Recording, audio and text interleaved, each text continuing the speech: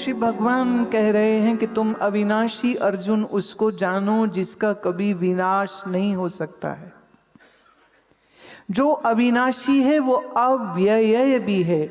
व्यय कहते हो खर्च करने को, व्यय कहते हैं दे देने को, व्यय कहते हैं बांटने को। और जिसको कभी बांटा नहीं जा सकता है और जिसका कभी नाश नहीं होता है, वो ही आत्मा का स्वरूप है। आत्मा अविनाशी है और आत्मा जो है इसको तुम यूं जानो, तत्विद्धि येन, इसको तुम यूं जानो, इदम माने यह जो संपूर्ण जगत तुम देख रहे हो, सर्वम ततम, ये सब कुछ में ईश्वर ही व्याप्त है, वही अविनाशी आत्मस्वरूप ही व्याप्त है। और इस अविनाशी का कोई नाश नहीं कर सकता है। अब सोचने की बात यह है, हमारा शरीर विनाशी है या अविनाशी? शरीर तो विनाशी है ना। हम अच्छा, मजे की बात यह है, हम आसन करें, योग करें, प्राणायाम करें, अब अच्छा भोजन खाएं, च्यवनप्राश रोज रोज खाएं, तो भी मृत्यु इस शरीर को समाप्त कर देती है। देह से अजर अमर कोई नहीं हो सकता है, देह तो अविनाशी नहीं है। और हम कल भी एग्जाम्पल ले चुके हैं हिरण्यकश्यप का, कि उसने इतनी तपस्या करके ब्रह्मा से इतने वरदान प्राप्त करे थे तो भी हिरण्यकश्यप का नाश होता है। ऐसी ही तपस्या रावण ने करी, ऐसी ही तपस्या अनेक राक्षसों ने करी है और चाह के हम मरे नहीं। तुम देखोगे एक चीज बड़ी बड़ी सिमिलर है, जितने राक्षस हैं सब पुराणों में, सब एक ही चीज के लिए तपस्या कर रहे हैं, क्या? कि मैं मरूं कभी नहीं। मरने का भय सबको लगा हुआ है।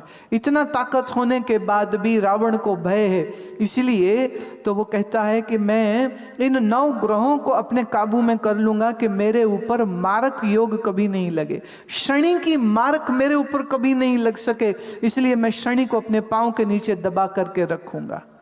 लेकिन फिर भी हम जानते हैं रावण की मृत्यु होती है, रावण श्री राम के हाथों मारा जाता है। तो आप मनुष्य हैं कि राक्षस हैं कि आपका शरीर कैसा भी हो, शरीर तो विनाशी है ही, और शरीर की एक सीमा है। The body is limited from time, space and object. ये शरीर यहाँ बैठा है, यहाँ पर नहीं है। आपका शरीर वहाँ बैठा है, यहाँ नहीं है।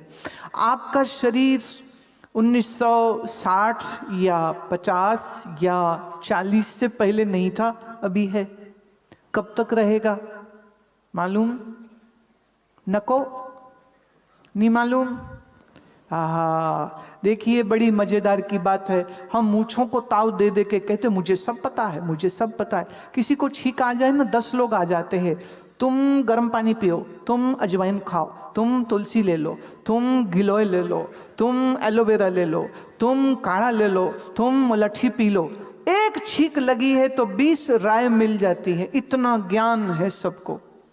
इक्विटी की बात करो, शेयर की बात करो, सोना चांदी की बात करो, मार्केट बाजार की बात करो, और तो और युद्ध चल रहे हैं। ये यूक्रेन का युद्ध कैसे खत्म हो सकता है, यहां तुमको मालूम है। बेचारे पुतिन को नहीं पता और ज़ेलेंस्की को भी नहीं पता, तुम्हें पता है। इसलिए गर्मा गर्म बहस हो रही होती है कि रशिया ने ये जो युद्ध किया है ये क्यों किया है और इसका जो उपाय होगा वो क्या होगा। और सब माने यूनाइटेड नेशंस के जनरल को नहीं पता कि क्या करना है, पर आदमी की अकल देखिए, उसको कहते मुझे सब पता है। पर सब जानने का दावा करने वाला ये नहीं जानता है कि उसके अपने शरीर का अंतिम श्वास कब होगा। क्या जानते हो प्यारे, क्या जानते हो प्यारे? ये जानने का सिर्फ अभिमान है, हम जानते कुछ भी नहीं है। देह मरण धर्मा है। इस देह में मैं मेरी जब तुम करोगे तब आप इस देह के मरने पर भी डरोगे, इस देह के रोगी होने पर भी डरोगे, इस देह में कुछ तकलीफ हो जाएगी तो भी तुम डरोगे। तो डर कभी दूर हो नहीं सकता है जब तक इस शरीर के साथ मैं और मेरी जुड़ी रहेगी। अच्छा, आप जब से जन्म हुआ है तब तक इसी हड्डी मांस के शरीर को मैं मानते हो। और गीता कह रही है तुम देह हो नहीं। अब अगर मैं देह नहीं हूं तो फिर मैं स्त्री हूं कि पुरुष? मैं शरीर नहीं हूं, मैं शरीर से भिन्न हूं। ये शरीर मिला है और चला जाएगा।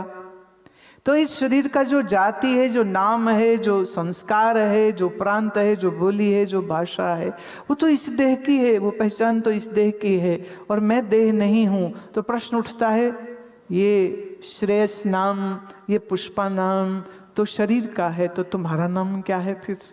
शरीर के माता पिता हैं, शरीर का घर का एड्रेस है, शरीर की जिस स्कूल कॉलेज में एजुकेशन करी है वो सारी डिग्री बुद्धि में है,